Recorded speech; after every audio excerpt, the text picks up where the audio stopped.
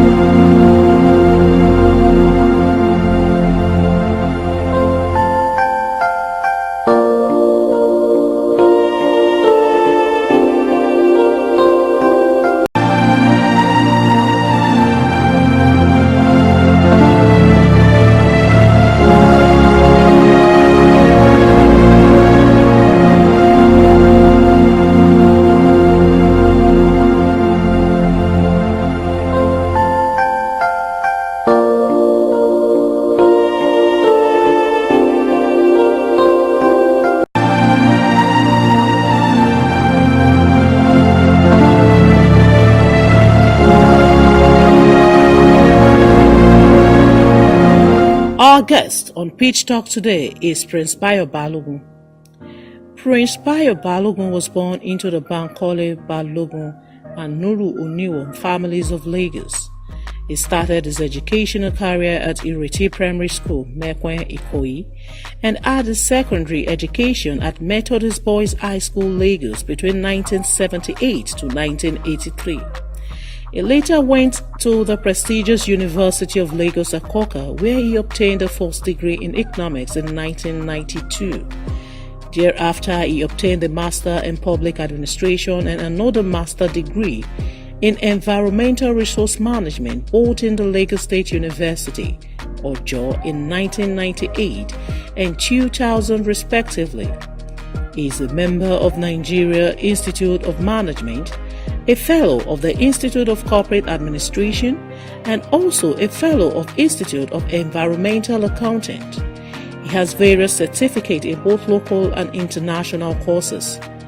He joined the Lagos State Agricultural Development Project in 1994 as a Planning and Budget Officer, where he rose to become the Head of Budget Subcomponent. Prince Bayo Balogun resigned from the civil service in 1997 to join full-time politics and private business. During his postgraduate days in LASU in 1996, he founded the National Association of Ibejuleki Students, NELS. Through NELS, he was able to assist many indigents of Ibejuleki local government gain both admission and employment into LASU with the assistance of the then registrar, Mr. Wolabi Amisu, who is also an indigent of Ekpe Division. In 1999, he was appointed the Secretary to Ibejuleki local government by the then Executive Chairman, Dr. Tola Kasali. During his tenure, Prince Bayo Balogun was actively involved in the employment of over 250 indigents of Ibejuleki into the state civil service. He was also involved in many youth development programs in Ibejuleki. He was appointed the Vice Chairman of the local government in 2003. In 2004, Prince Bayo Balogun became the Executive Chairman of the Ibejuleki local government. During his tenure in office, the local government experienced lots of social and physical infrastructure development, such as annual bursary award consistently for 6 years to an average of 400 students yearly, the provision of teaching materials to schools, the construction of the council secretariat at Igodo Oloja, and many more. In 2008, Prince Bayo Balogun broke the jinx of no second term of office syndrome in Ibejuleki by being re-elected a council chairman for the second term. In the area of sport, Prince Bayo Balogun initiated the annual football championship tagged Chairman's Cup, the female football competition, and is also the founding and personally sponsoring of Ibejuleki Cricket Club that has won both the state and national champion of the cricket leagues for over 10 times. During his tenure, Ibejuleki also won the Bile Sport Championship Games in 2010. Between December 2012 and January 2019, he served as a commissioner in the Lagos State House of Assembly Service Commission. Presently, he is the House of Representative candidate of the All Progressive Congress in Ibejuleki Federal Constituency. He is highly social and religious gentleman. While being a member of Ikoyi Club, Island Club, and the treasurer of Ekpe Club, he is also the Baba Adini of Solu Alade, Are Adini of Agbowa, and Agbe Shinga Adini of Eleko, among others. You're welcome, sir.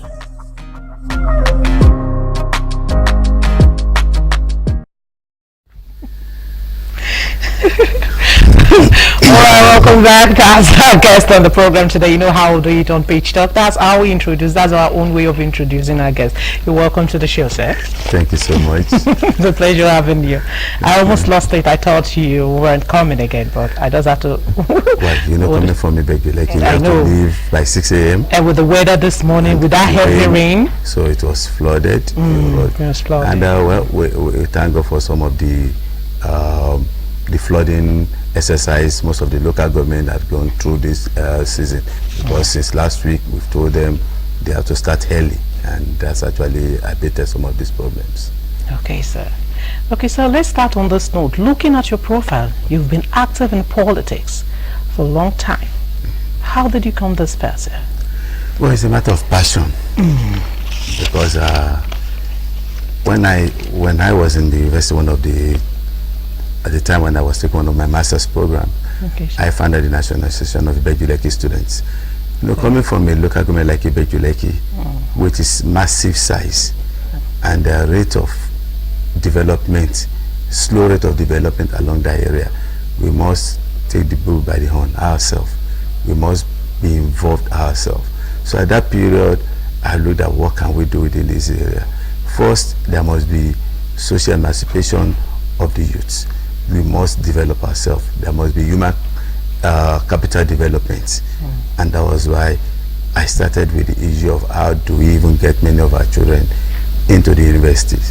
At a point in time, many of them get contented with secondary school certificate, and you become the landlord of your area. And you start having wives, children, and after secondary school, you're so contented. There's a lot of work you can do at that period. Lumbering job, wood, those stuff of job are there for them to do. So that makes them very comfortable. So we have to go step ahead. We have to develop people for the future within the local government. So after that set of people were able to move into the university, luckily I was appointed the secretary to the local government in 1999 by Dr. Kasali, the then council chairman. At that stage, we have to now engage most of the graduates that we have within the local government. Now we have to send out messages that we want all the graduates within the local government to submit their CV to the local government. And we're able to move over 250 indigenous graduates of the local government to state service through the gesture of Asiwaju Bola Ahmed Tinubu, the then governor then. So that was the beginning of another phase of development of Ibejuleki. So now, after becoming the chairman, then the infrastructural development also, even started in 1999 too, because at that period, there were only 5 transformers in Ibejuleki, the whole of Ibejuleki. And let me tell you the size of Ibejuleki. Ibejuleki is 646 square kilometers. I was still asking you that. How well do you know the width and breadth of Ibejuleki? Ibejuleki is 646 square kilometers. To now know the relative difference with other local government, Lagos Island is just 5.3. Okay. Lagos Island is 5.3 square kilometers. Ibejuleki is 646. So you'll be talking about Lagos Island, about 150 times of Lagos Island size in Ibejuleki. The free trade zone, even the Dangote refinery is 5,000 hectares. It's bigger than Lagos Island. Dangote refinery alone is bigger than Lagos Island. That shows a massive land you're dealing with. So that shows that we have to go extra mile to ensure that we have development in that area. And in 1999, and I said we have only just 5 transformers at that point in time. So before the end of the Dr. Kasali administration, we were able to put over 20 new transformers. Then the high tension stopped at Akodo. That was the secretariat, then the council secretariat. Then there was this 33 kVA line from Akodo down to the end of Ibejuleki at Folu. That's like 32 kilometers. And you're talking about 32 kilometers, it's talking about maybe from Ikoyi to Badagry. So that was the kind of high tension line that was done at that period, and from there you can now start stepping down at various communities. So when I took over in 2004, the explosion in Ibejuleki became the fastest growing corridor in the whole of Africa. Within a month, you'll find 2-3 estates coming up within the houses. So that means you have to support it with infrastructure every day. If you had 20 transformers today, 2 months later, people are asking for more because of the massive land and massive development going on in the area. Now look at the free trade zone coming up now, the refinery coming up, airports coming up, seaports coming up, all in Ibejuleki. So Ibejuleki is a country on its own. If I might tell you, I said Ibejuleki is 646 square kilometers. Now, with the creation of Lekki LCDA, part of Ekpe was now added.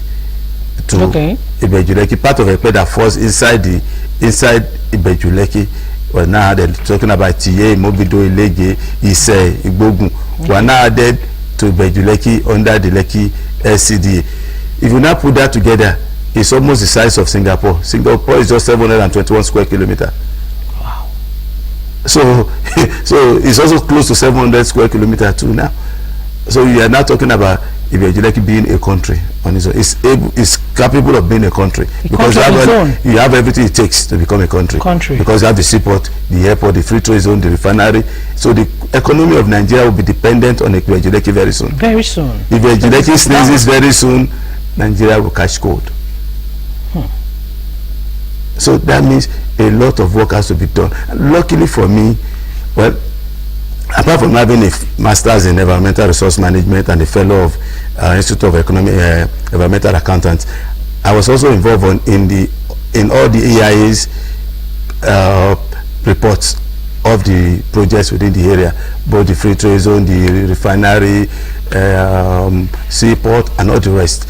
So that gives me an insight into the problems that might occur during the execution of these projects. The essence of EIA is to find a way of mitigating factors that might affect the negative externalities that might come with any project. Because if you look at the economic aspect alone, you might fall into trouble if you don't start looking at other social problems that these things might bring. If you look at Apapa Road and Apapa Port, for example, today there are a lot of traffic within the area. Blocked. This is not even a matter of minor traffic again. More sometimes that. I think that's why we have the biggest traffic in Lagos State. So now, when we were doing the EIA report of all these projects, all these factors have been recognized. These are things that will happen in the future. These are the kind of types of roads, for example, the width of the road that must be constructed before all these projects comes up. The other externalities that might come up that have to be handled. So one of the reasons my going to the National Assembly now would do is to ensure that we would legislate in favor of all the reports that we've had, because a businessman is a businessman. His own is to do his business. Yours is to take care of your own area. And it's only we that are indigent of the area that can ensure that such is done for now. The number of roads that were recommended must be adhered to. The infrastructure that were agreed to be done. In terms of the refinery now, there was this tank farm that was also designed at that period, because the petroleum will not be sold at the refinery. It will be people who have tank farms where such products will be transferred to, and they will now be transferring to trucks. There is one of these tank farms that was designed. Then it will have 250 pumps. That means it can service 250 trucks, 33,000 liters truck at a go. That means if you even service about 4 trucks a day, that means you are going to have a minimum of 1,000 trucks to be serviced every day. Where would they be parking? So part of the recommendation is we must have a truck park. A truck park that must take a minimum of 5,000 trucks within the area. They might be scattered around. These are businesses for some people too. These are opportunities for some people. So we don't want a situation where our area will not be worse than Niger Delta.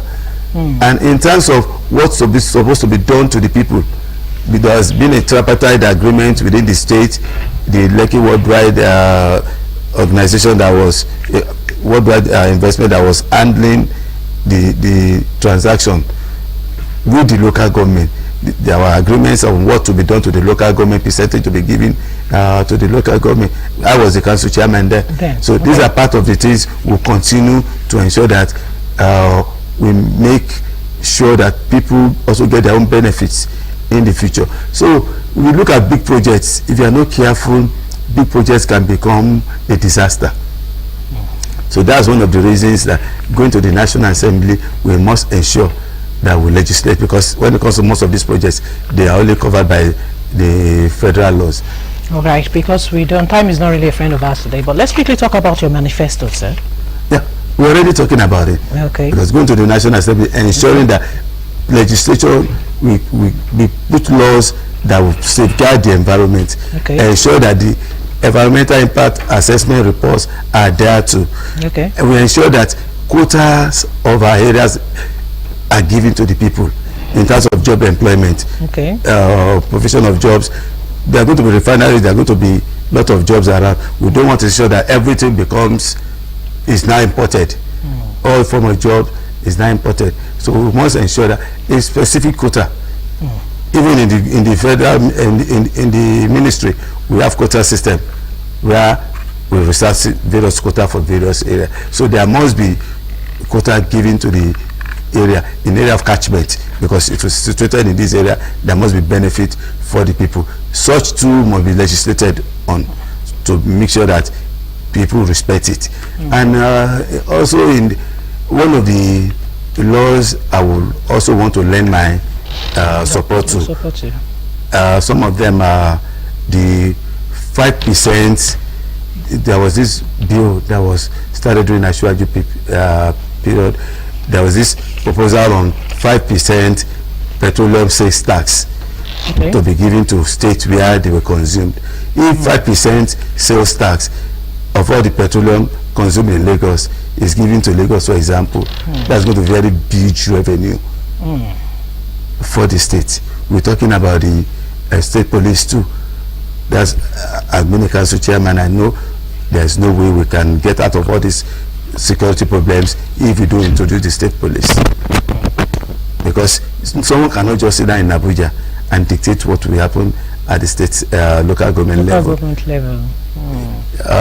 You cannot be taking directive from Abuja and you call the governor the chief security officer, and the local government chairman too in his own small enclave is called the chief security officer, and you cannot call the DPO and someone else will not give a contrary directive, and they will tell you there's order from above. There's order from above. Because security is at the local level. Anything happens somewhere, it doesn't happen at the state, the federal. It happens in a particular location. So who is in charge at that location? Many times we've bought vehicles for the police because you still have the central system. You can buy vehicle for your police at your own police station today, at your local government, and when it's going, it takes you to the other station it's going to. There's no inventories on what they're even getting. No one knows what the police gets, because the local government gives, the state gives, and the federal government gives. But if it's not local, whatever contribution is coming from the federal government will be added to it, but you must be in charge. So, and the other one is the review of the revenue allocation. Okay. Is too skewed towards the federal government. What is the federal government will do with all the money? The employment is at the state and local government. Activities at state and local government. It's only the major international routes or so that should be the responsibility of the federal government. But we should be talking about the trunking roads. Most of them are supposed to be the state road and the local government road. The primary is under the local government. The secondary is under the state. It's only the major teaching hospitals and so that even most of them are now getting under the state government, because most of the states are now having their own universities. So we have the teaching hospitals in the state universities too now. So what are they doing with the money? And that's why we can have some people wasting money on election. During the last dispensation, a lot of money that were wasted because they feel they have a lot of money, idle fund. But all this money are needed at the local and the state level. So there must be a review. I don't think the federal government should be having anything more than 20%, and the rest goes to the state and local government. And that's why they are holding to most, and a lot of items are in the exclusive list because of the revenue the federal government is controlling. That's why we have problem with power for a long period, because it's only the federal government that can do, give directive or laws or so what is you going there to correct? We must ensure that we bring more powers to the states, and local government. And local government. So these are the things that we need to do at the National Assembly. All right, I say half Prince, bear with me in the house, but I'll be back after this break. I want all the ladies out there, I want you to know about breast cancer. I will be back after this short video.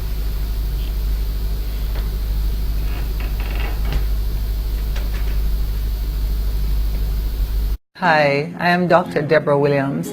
I'm a naturopathic doctor and a Seventh-day Adventist medical missionary.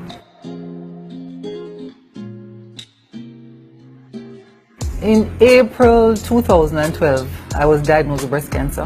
The symptoms I had, the first symptom actually was a lump under my arm. That was the first time. There was this lump under my arm. And then I had, it kind of moved from under my arm and it went into the left breast. And then it got harder and harder and harder. And that was the only symptom I had as it relates to knowing that I had breast cancer. I am a Christian and I believe the Lord can heal our bodies. And I know I had caused cancer by how I was eating and how I was living and I was handling stress. And so I decided to go back and correct what I had done to cause the cancer to come on in the first place. My loved ones, that was chaos. Everybody went into fear mode. I mean, crying, people were just devastated. It's almost like I was dead before I was dead. Everybody thought I was going to die. The big C, you have cancer. And so everybody was panicking, everybody was afraid. And, I really had to help them to understand that cancer is not a death sentence. You can overcome it by changing what you did in the first place to cause it. I was not afraid. You see, you can't have fear when you're walking with God. The Bible says the Lord has not given us a spirit of fear, but a spirit of power, love, and a sound mind. So the months after, I was told by my doctor that this is confirmed, it's stage 2B breast cancer. It has spread from the breast, it has already gone into your lymphatic system. I decided to do what I had found out in all of my research. Cancer is caused because of how we're eating, living, and managing stress. And so I changed my diet, took out all of the meat, all the sugar, all the processed food, and went on a whole food plant-based diet. Fruits, vegetables, seeds, nuts, grains. And I also went on a program that we call New Start. Nutrition, whole food, plant-based diet, exercise, water, sunlight, temperance, air, rest, and trust in God. These are the 8 laws of health, and that's the pathway I took. From I was told I had breast cancer, I connected straight with my Creator. And I went to understand how He made the body and how the body can be healed. That's what I did, and in 9 months I was cancer clean. And I've been teaching that now for 7 years across the world. That cancer can be prevented, but if it comes, it can be reversed using natural remedies. There is a explosion of cancer in Jamaica. It's not just breast cancer. In fact, one of the leading causes of death among Jamaican men as far as cancer is concerned is prostate cancer.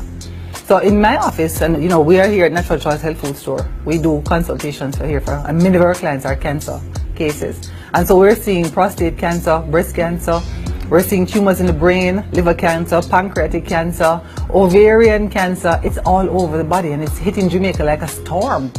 And so when we speak about cancer prevention, we're talking about all types of cancer and we're seeing them every single day.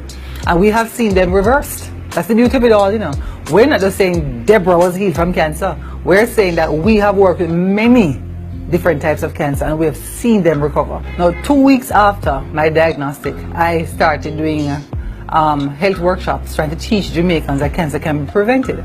And so basically my tips for preventing cancer: number 1, we're consuming too much meat. There's just too much flesh. The meat causes the blood to become very acidic. If the blood becomes acidic, it creates an environment for the cells to become acidic and you're creating the pathway for cancer. So that's number 1. I would advise my women in particular to come off the hope of meat. Try as best as they can to go to a whole food plant-based diet. Number 2 is exercise.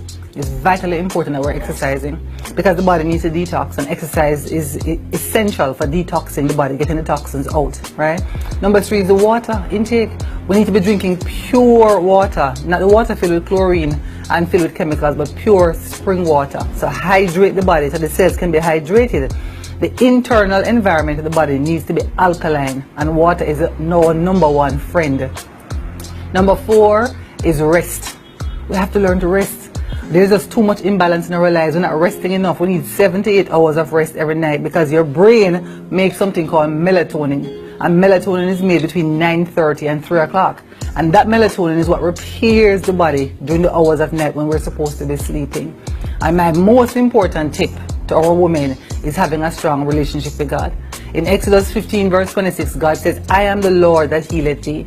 And so that relationship with him, even when something comes, we can know that there is somebody, there is a God who will heal. And if we trust and obey, we can prevent these diseases by living a wholesome, healthy lifestyle.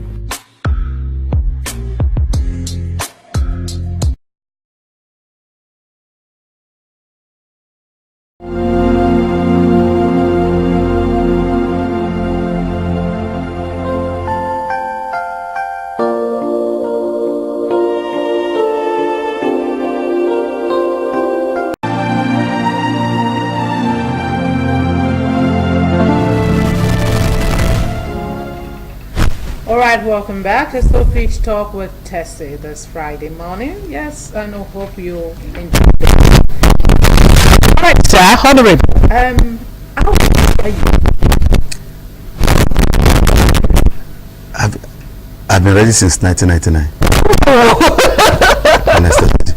And like I said, you see, governance is a passion. It's what you want to do. It's what you've been involved in. And if you go to the National Assembly, get to the National Assembly, it's not where you start learning. It's where you must have prepared yourself over time. What are the problems? What are the problems in the National Assembly, in the laws? What are the, because you go to the House of Reps, for example, you have two major jobs: to represent your people and to make laws. You represent your people by knowing the problems within your own area, and that will, how it will be solved at the national level. You know the kind of level of infrastructure that you have, where you have deficiency, and what ministries will be able to solve it at the national level. It's not where you get to and start thinking. It's where you go to with 10 agenda, and you'll be happy if you are able to scale to with 4. But not where you get to and start thinking, what do they do here? So I've been at the local government level. I've worked there. I've known what our problems are. Now in the area of road infrastructure, there are two major roads I would like to fight for at the National Assembly.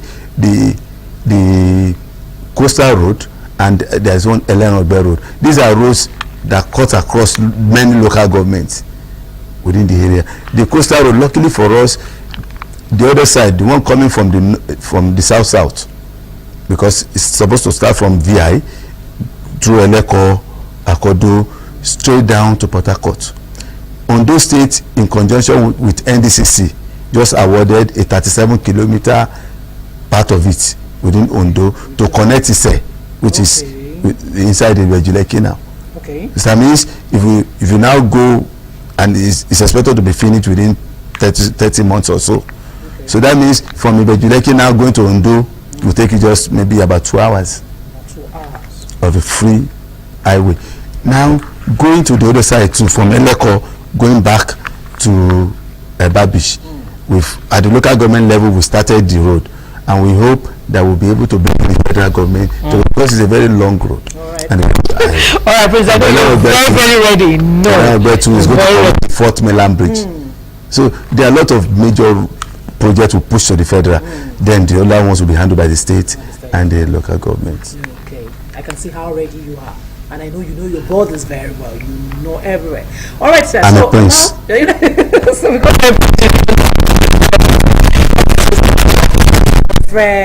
free, fair, and credible election. Do you believe in it, sir? Well, even when we had problems in Lagos State before, when PDP was in power, you see, one good thing about our leader, Asiwaju Bola Ahmed Tinubu, is that he has told us power is not served a la carte. You don't say that I think they will give it to you. You fight for it. You fight for it. So if you enforce that fear, ensure that everybody sits tight, everybody do their job well. If you want to cheat and a lot of people are looking at you, oh yeah, do it, let's see. Now we vote and stand by your vote. And let's see. And now PDP is no longer in power. So what do they have in Lagos State again? So and still come back to Lagos State. Yeah. So readiness of now. We are synthesizing our people to go out. I think today is supposed to be the last day of collection. If they don't extend it, it's February. We'll be calling everybody, go and change your TVC to PVC. Go, and that's the only thing you are going to use to vote. Election starts from then. If you don't have your PVC, don't even bother to come to the polling units. So go and collect it so that people can go on the day of election and vote. So we'll continue to, I'm using this opportunity again to tell our people at the Bejuleki, go and collect your PVC. It will end today. Don't believe that, don't expect it to be extended. You know, Nigeria, we always say, don't worry, they will still extend it. Don't wait for that. It might not be extended. And that is your power. And that is the only way you can say you want to bring Buhari back. You want to put Prince Bayo Balogun into the National Assembly. You want to put our governor, Sanwo-Olu, into office at Lawusa. All right. Yes, now before, on a final note, I'm still coming on that, but let me quickly, the affected roads, I promise you that I'll bring you the 18 affected roads, so you should plan your movement. Know your movement tomorrow, plan your movement now. Start planning it now. The affected roads are Fusho Williams Avenue, Surulere, Lawansin, Itire, Tedrosho Road, Apapa Costain Road, Abebe Village, Eric Moore Road, Eco Bridge, Akmobon, Marina Road, Ikorodu Road, Mobolaji Bank Anthony Way, Old Store Gate, Third Milan Bridge, Obalinde, Airport Road, Oshodi, Owoloshoki Expressway, Agege Motor Road, Jibowu area, Yaba and Muritala Mohammed Way, Ido, Habat Macaulay Way, Adekunle and Ijora Olopa. Know your movement, plan your movement tomorrow, because the president is coming to Lagos tomorrow and these 18 roads are going to be blocked tomorrow. Know your movement, plan your road. All right, sir, on a final note, what do you have to tell the people at home watching right now? So let's just that. Like I was saying, collect your PVC, ensure you vote in continuity at the federal level. His Excellency Muhammad Buhari as the President of Nigeria, voting Babatunde Sanwo-Olu as the Governor of Lagos State, voting Mr. Bayo Balogun as our Senator at the East, voting Prince Bayo Balogun as the reps for the Bejuleki Federal Constituency, Honorable Fatai Majid as Constituency 1 Lagos State Assembly member, Honorable Rahim Kazim as our member as the Lagos State House of Assembly Constituency 2, and all other IPC candidates in Nigeria. Okay. That's the only way out. What I would tell everybody out there on my own final note is, don't sell your vote. You know the right thing to do, so do the right thing. I'm Teresa Adeyemi again. Thanks for joining us today. Join me same time next week, Friday, with another fresh guest. Remember, on Pitch Talk, we say it's the way it is, and you have to plan your movement tomorrow. The president is going to be in Lagos State tomorrow for his Lagos State campaign, and some 18 roads are going to be blocked.